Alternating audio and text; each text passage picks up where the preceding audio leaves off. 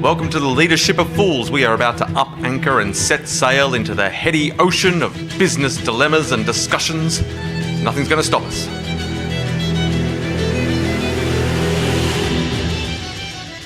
On today's episode of Leadership of Fools, we tackle the dilemma of movements such as Me Too and what that means for every leader. The conversation allows us to put up a mirror to our behaviour. There's a moment when we can now recognise that there's no more excuses, and we provide some answers for leaders, especially what can you do in a practical, helpful way. Today's guests, Nat Fian and Kate Tempe. Nat is an absolute guru when it comes to marketing and someone who's especially passionate about the whole digital landscape. Kate is especially passionate about people, leadership and finance, and was recently a contestant on Australian Survivor. Greetings, fair traveller. Hello and welcome to the Leadership of Fools. My name's Amanda Buckley and I am at the wheel. Is it called a wheel? It's a wheel. I'm calling it a wheel of the ship today, setting sail on these seas of chat. Joining me, as always, is my favourite first mate, the person who looks at me when I'm spinning the wheel and about to crash into a rock. Iceberg, he yells, is Colin Beattie. Hello, Colin. Hi, Amanda. Fantastic again to be with you.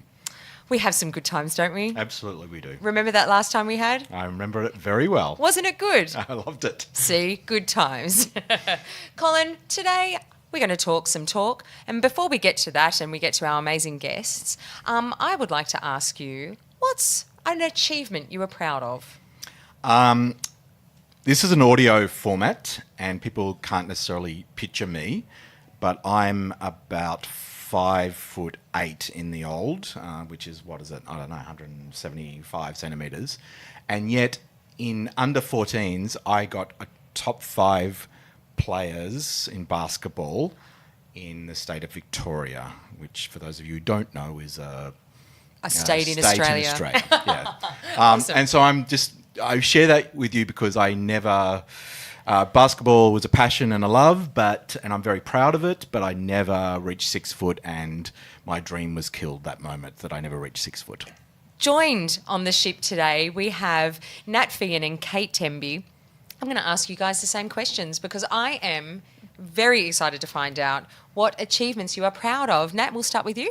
And it was specifically non-work related. So I was just reflecting back and I was thinking about, I joined the Scouts when I was quite young and I was one of the first girls to join Scouts. And there was this competition camp. So it was a divisional camp with thousands of boys, and I had to be what they called a patrol leader of this group of boys for a competition camp where you get marked on setting up tents and how well you cook and all that sort of thing. And I was able to lead this group of boys who I didn't really know and win the award for the divisional best camp. Yeah, and I remember being very excited that I'd been able to lead this group of delinquent boys. You should have this on your CV. That's Maybe right. I will put it on my CV. I hadn't thought about it for a long time. Because maybe well they're not for motherhood. That's right. And maybe they're no longer delinquent boys. Maybe that was the turning point in their life. Maybe it was away from, they used to tie those Jiffy firelighters onto strings and, light them up and throw them around as like fire bombs and things. Oh, such simpler times. Such different agendas. Oh, I love it. Kate. Well, when I look Jiffy firelighters? when I look in my badge of honour closet, I don't actually have that many because I don't know if I lean to that competitive environment where I get an actual material recognition. However, I am quite competitive, so there's a bit of a problem there. 2 things spring to mind. I think it's quite an achievement being selected for Survivor. I don't think it was a goal, but you can mention that every time anyone asks you anything. Kate, remind us, how many applicants were there? 20,000. And you were one of 16? 24. 24. But I didn't set out as a big goal to actually, be selected. However, I was keen to put my name in it and it happened. So that probably has to be there. And then I would say the other achievement is being runners-up 3 times in a row of the Cobram C-grade women's singles. That's awesome. In what What year? Sorry, in what sport? Tennis. Tennis. Sorry. Women's the Cobram singles. grass. Yeah, women's singles. It's not just Grass. a way of life for us. Now, my achievement should be that I probably should practice more than Runners up. once a year. I 3 know. times in a row. I know. So we are going in for this year. I have not played tennis since, but I will enter myself. Do you need a cheer squad? Yeah. We'll all head up to I've spent a Cobram. lot of time working No. on cheers in my time. I can tell you in a nutshell, the problem is by the time I get to the finals, I'm absolutely exhausted. And I have these young, because it's open, right? So Yes. you have these young people who play tennis every week, who are training 5 times a week as your competition. So Yeah. just, doesn't really cut it to win. But, it's an achievement. Yeah, but if you can come runners up for just like phoning it in, that's pretty impressive. Imagine what would happen if you truly put your mind to it. I think of that every year, Nat, that I should. And March is coming and I haven't. So Yeah, because you've got There's a heaps theme of there. free time, I'm sure. So, we've got a pretty juicy topic to talk about today. It's been around. Everywhere. I think it's hard to ignore, and it shouldn't be ignored. So we're going to delve right in. Today we're going to be talking about Me Too and Time's Up, and in particular the question being posed is, how do movements such as Me Too and No More or Time's Up, because that is another one, how do those movements impact behaviour of leaders in organisations? It's meaty, and I think we're going to have quite a lot to say about it. So Can I get this started? Nat, I invited you to join for the podcast, and I sent you a text. And you've been on parental leave, and since we've last spoken to you, the wonderful little Flo has joined us, and in fact is in studio with us right now.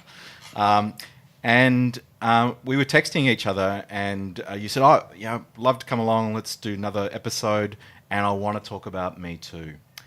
And there's 2 parts here. I want to ask you the question, why? What triggered that? And the second part is I want to tell you what my reaction was after I sent you a text that says, "I love it," because I had a delayed reaction. But I want to ask you the question first up. Why was this important to you? Okay, why is it important to me? From the moment that this Harvey Weinstein. it's okay to get his name wrong. He's a terrible man. He's can a get terrible his man. name wrong. From the moment that this story broke, my initial reaction and reaction to all of the media that's followed that is this is actually fantastic to some extent. I don't like him, but what this does, and it was going to take Hollywood to create this, is awareness and now an intolerance for these behaviours that have existed for so long in organisations and in society, but until now had not got the attention or the spotlight that was required to actually change it. If you think about the number of people where these behaviours are just excused, or people say, "I didn't know any better, I thought that was normal." Now, because of the media and the spotlight that's placed on this, there is no excuse for any man or woman to say that they didn't know that those behaviours were not acceptable. So if I then think about my role and the role of leaders in organisations, it's about how do we harness this opportunity to create change. And then I look at it as being a female leader, and I think there's such a huge opportunity right now to create change because of this momentum and because of the spotlight. And you mentioned Hollywood. It took Hollywood. So tell me more about that. So I think these issues have been around for a long time. They've been in organisations, and we've got policies, and we've got people generally talking about the fact that, we don't accept these things or whatever it is. But a lot of it, I'm a tradie and that's just what happens. Wolf whistling is okay, right? So depending on the organisation, I think it takes Hollywood and just this mass, all of the celebrities who are getting behind this and the media who are promoting it, that again, there's just no excuse now for people not to know what behaviour they've got nothing to hide behind. Yep. But it will only actually change society. Like, we have this window of opportunity, and the change will only happen now if leaders get behind it and start thinking about and talking about and creating new policies or new behaviours or new ways of being to join that movement and to actually make change. Yep. Wow. So let me tell you what happened. You said, "Let's talk about it." I responded fairly quickly by text, and I wrote 2 words, "Love it." And I did. And that was really genuine. And then I got nervous and I started to do what, I don't know, maybe others do. I started to go, well, how are we going to talk about this? Who should be on the podcast? Should I have 2 males, 2 females? Should I have a lawyer involved? Not to get advice, but, a lawyer who has background in all of this. Should I? And I'm starting to go, what am I doing? What's going on? I'm playing this out of my head, and I just want to talk about it. I just want to understand. I just want to have a conversation about it. And that's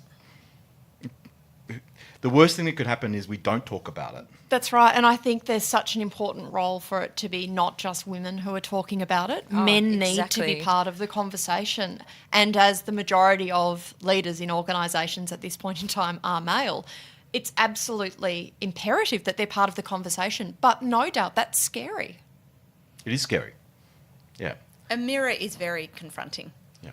And I think this is what it's done. Yeah. It has created a loud movement, as you said. So there's a huge voice that was a small voice, in fact, no voice in many instances, because the voice was so intimidated and so emotionally scarred by it, and so confused because society wasn't, it's just how it operated. There was this model, but it wasn't right. So the voice has been released, as you said, but then it creates a mirror. And a mirror is very personal around, well, what am I looking at with my own behaviours Yes. as male and female leaders, as organisations we're related to. So we're looking backwards first.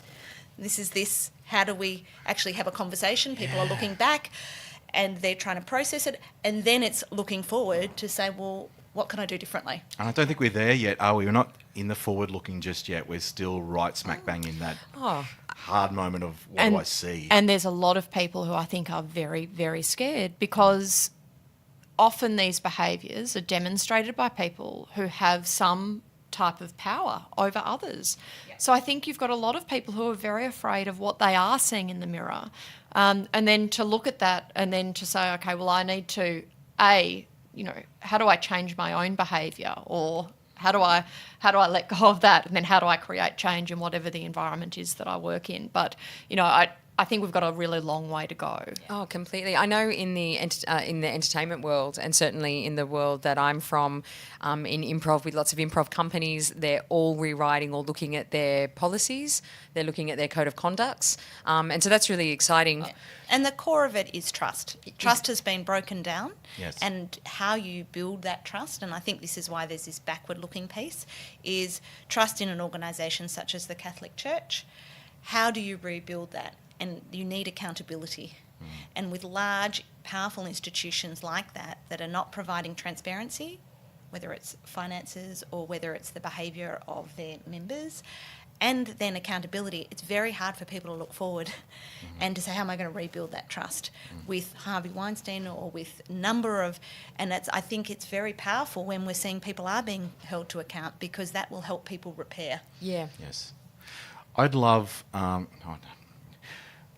there's something about today's conversation that I'd almost love to feel like each person who's listening felt like they could do something about it for themselves. So whether it's, the ability to look in the mirror, the ability to acknowledge the role that they've played, repair the past, predict the future. But just prior to doing that, you mentioned Hollywood, and I think that makes sense at a global scale. It probably took something like the AFL in a place like Australia, which is so sporting-centric, rightly or wrongly, to make a decision. And the CEO of the AFL, without going into lots of detail, made a pretty gutsy decision to move on to executives around a misuse of trust, essentially, or misuse of power. And the moment that decision was made, because I get to spend time with executive teams, I can guarantee you it was the topic of conversation. It was a topic of conversation, interestingly, and I don't know quite how to articulate this properly, but not necessarily at the right table. It was the conversation they had over dinner. It was the conversation they had over wines. At some level, I could reconcile and say that's at least they're having it, but I don't know that they were quite ready to talk about it in the formality of what does this really mean for us and what decisions do we need to make going forward. Because that's the looking in the mirror piece. That's the the scary piece about part. when you're accountable. And if we look around a lot of, the fact is that there's going to be senior people in organisations whose behaviour has not been inappropriate. Like, that's just the reality of it. If you look at the fact that 1 in 5 Not been appropriate. Not been appropriate. has not been appropriate. You look at 1 in 5 women have been somehow sexually assaulted, right? 1 in 2 women in their life have been harassed in some way at work, right? So there's a large number of people who are conducting those inappropriate behaviours. So it's a very then tough piece to battle because of that looking in the mirror and looking back.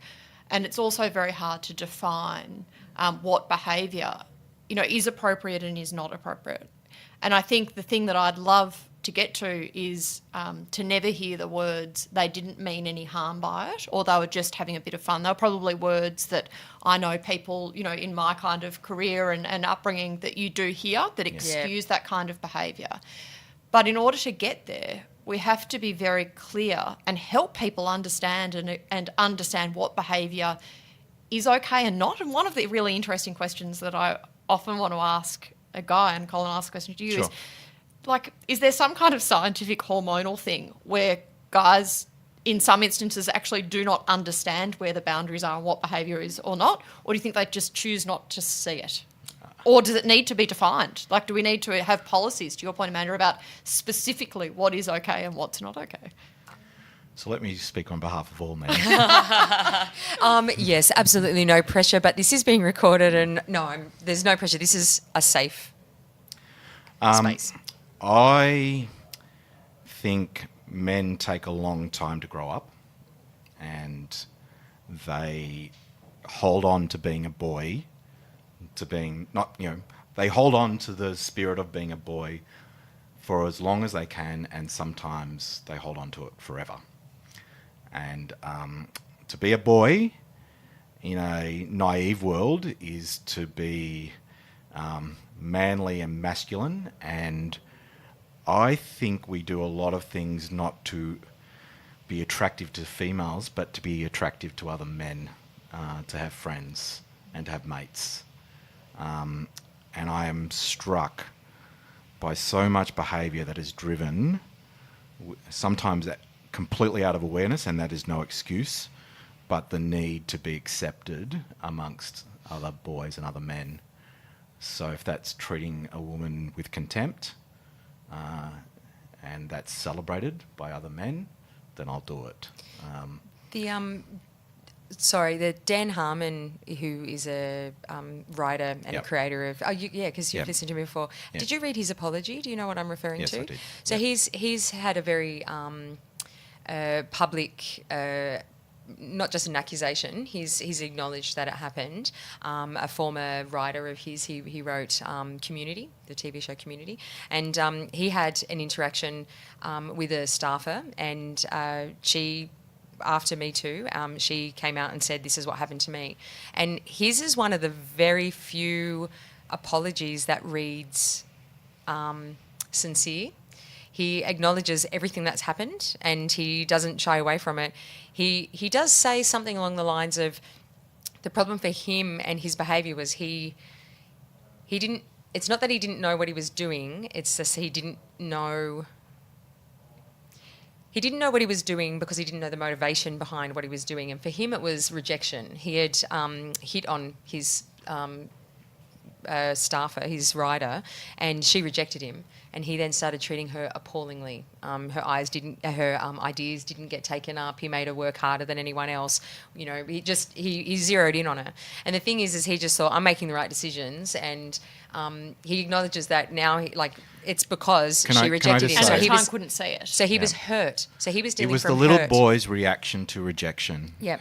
That's what the imagery I picture. Yeah, it's not great. It's not ideal, but it actually read honest. It's one of the few that read honest. And it's interesting. And this is the thing, right? Like, it's almost accepting. It's like all of these stories that are coming up about isolated incidents of these big or small things, right, are actually not the point, right? Because we all know they exist and they're out there. So surfacing them is a step. That's right. And it's acknowledged. But we don't need to hone into every example or hear the stories, we all need to be thinking, and especially as leaders, of, well, what do we do now to change the culture and to change the way that these behaviours happen? But I think repairing it, there has to be some acknowledgement, because he is an unusual, unfortunately, that has taken a lot of self-reflection and self-awareness for him to get there. The classic is, no, it didn't happen.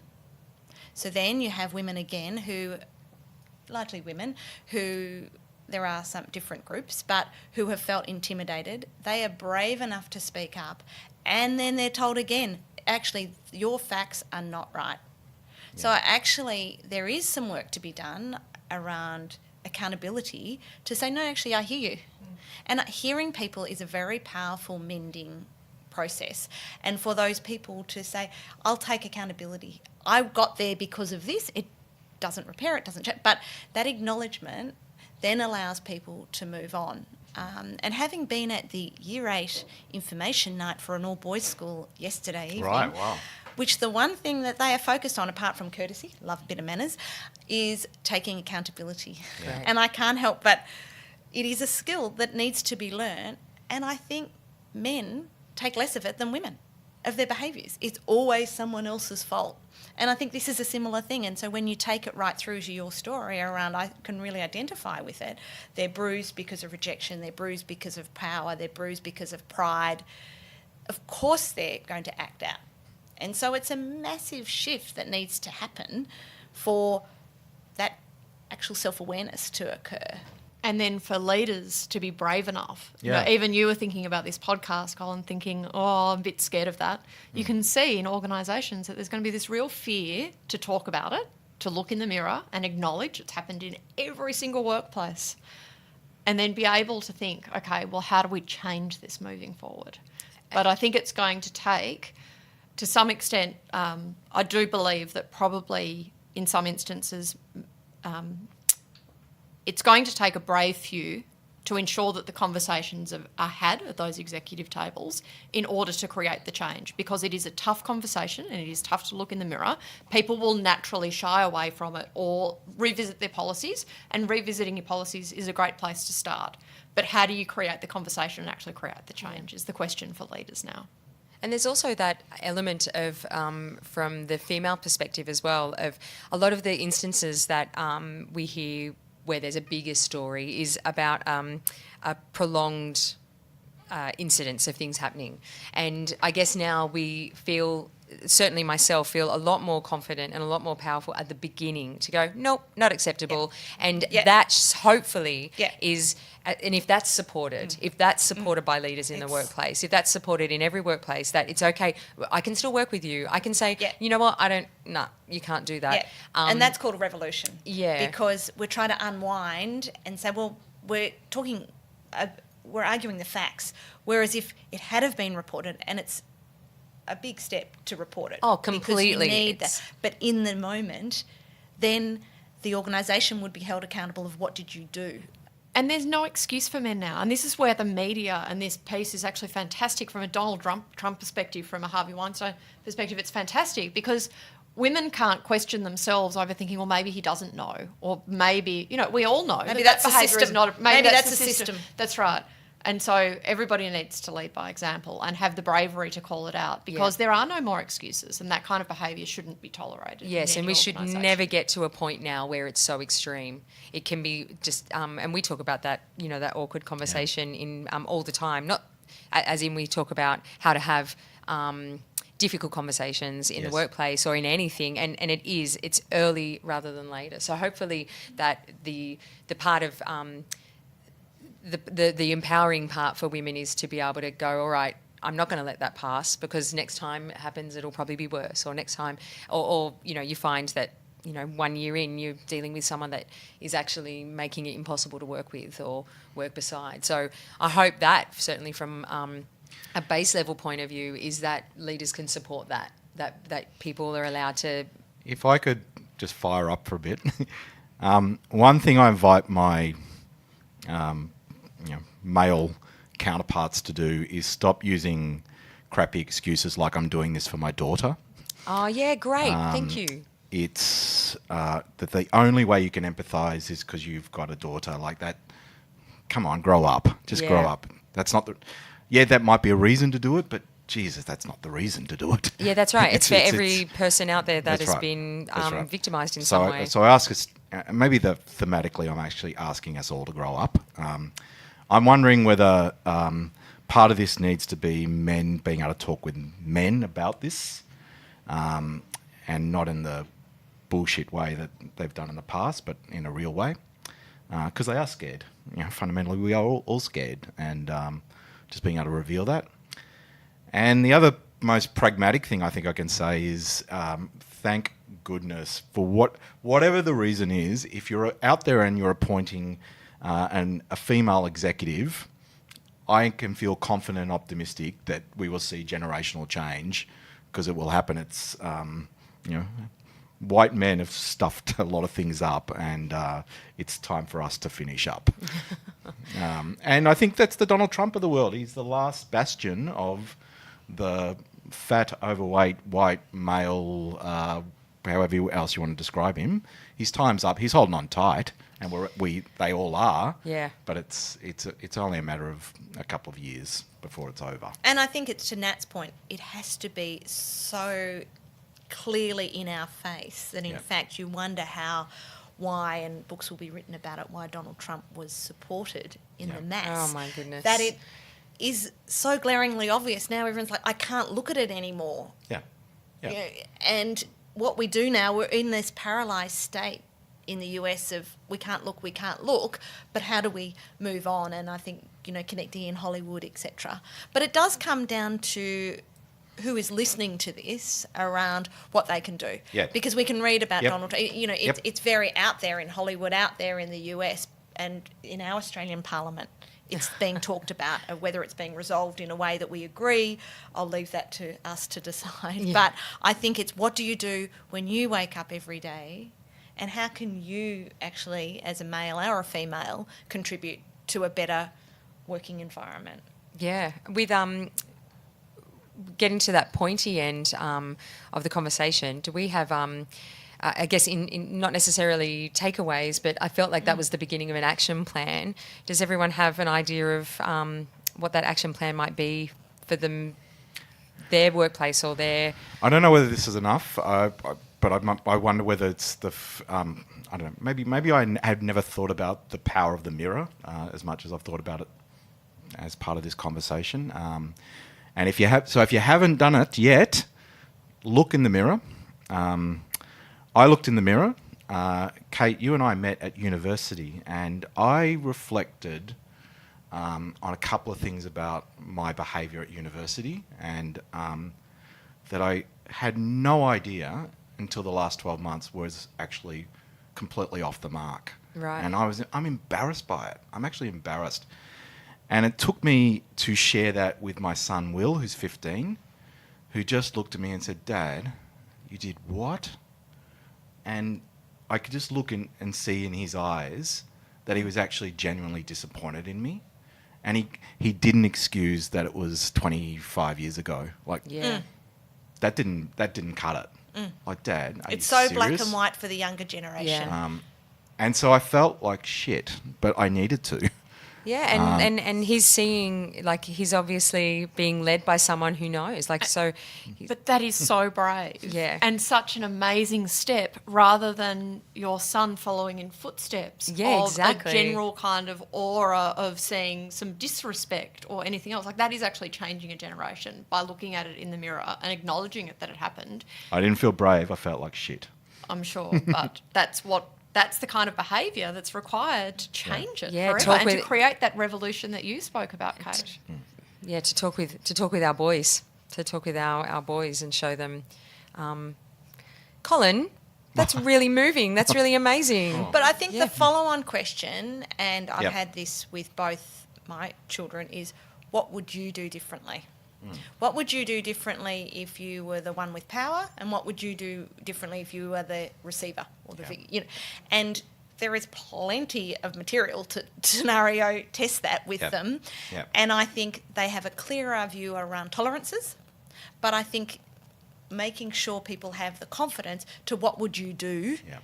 if you have behaved in a way that you're not respecting yourself, or if you're the receipt of that, that is the piece that I think we need to help people with. Yeah. Because it's really easy to say that didn't feel good, but gee, it takes the confidence and the bravery to speak up. That's right. Absolutely. And I think just calling it out, so teaching people, whether it is man to man and rather laughing at what happened, saying, mate, that wasn't really cool. Yeah. Whether it's a younger person, you know, as a female in an organisation, or a young man in an organisation today, if something did happen, calling it out and saying it's not okay. And then I think as leaders, it's about having those tough conversations around the executive table and really holding that mirror up to the organisation, and maybe even exploring, okay, despite our policies, what is the undercurrent of behaviour here? Yes. And as an executive table, are we demonstrating all of the behaviours, and are we clear about Because we all know policies don't drive behaviour? That's right. And how do we really hold the mirror up to the Yeah. organisation in an honest way and explore what's happening here? Exactly. Because there's that great saying,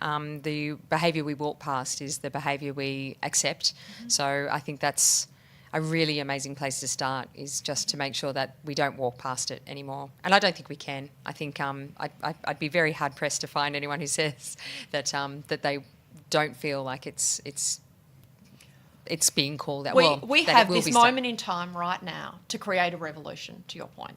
We have a moment in time where this is a topic that is of conversation and has enough movement behind it to create some real change. And either we grab hold of it and run with it and create that revolution, or it just sort of fades away and we won't see any change for the younger women and men who are...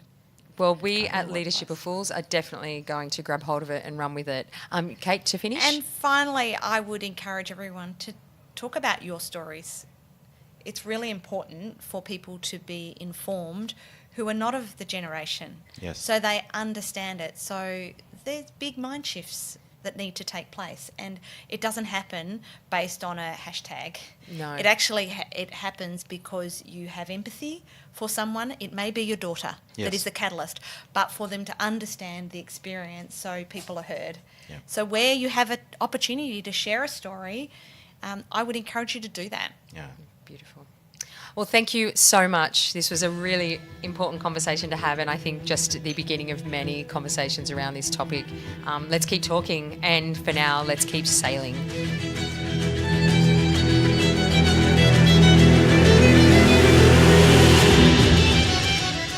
That was a great conversation, tough conversation, important conversation. I've reframed, relabeled the episode Do Something Helpful Now. And unlike other episodes where we've had 3 hits, I have one request, one thing. Do something helpful, meaningful now. On our website, I've actually included a list of about 10 different things you can do to make a real difference.